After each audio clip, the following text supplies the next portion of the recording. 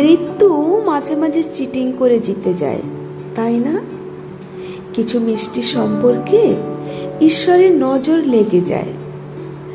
ভালোবাসার মানুষদের দুঃখ দিয়ে সৃষ্টিকর্তা আনন্দ পায়।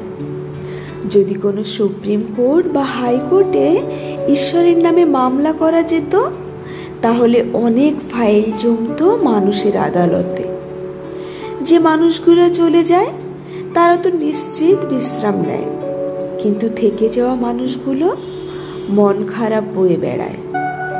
ফেসবুক, ইনস্টাগ্রামের পোস্টে পুরনো মুহূর্তগুলো তাদের ক্ষত তীব্র করে।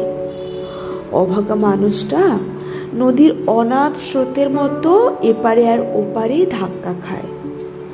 পোস্টার স্মৃতি ঘিরে আবেগ ফেসবুকের অলিতে গলিতে।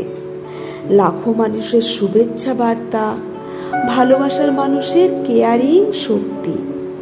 কোনো কিছুই যখন মিরাক্কেল করতে পারল না, তখন ঈশ্বর নামক শব্দটির ওপর আরো অনেক শতাংশ বিশ্বাস উঠে যায়।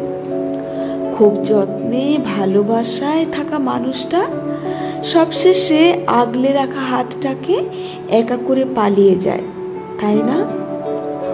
অভিমান করে দূরে গেলে মানুষ ফিরে আসে হয়তো, কিন্তু এ যে মৃত্যু, ফিরে আসা যায় না। কিছু ভুল জ্যামিতির মতো কিছু মানুষের চলে যাওয়াটা আচমকা বিজয়া দশমীর সন্ধ্যের মতো মনে হয়।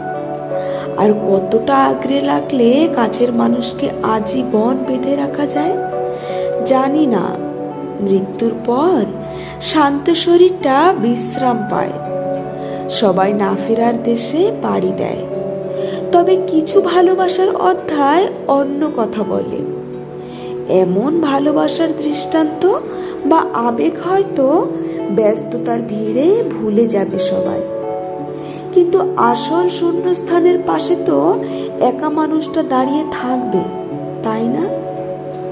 ঝড় থেমে যাওয়ার পর মেঘটা আরো গাঢ় হয়েছে। নিজেকে সামলে নেওয়ার অনেক শক্তি হোক, যেটা ভালোবাসার মানুষকে হারিয়ে ফেলে।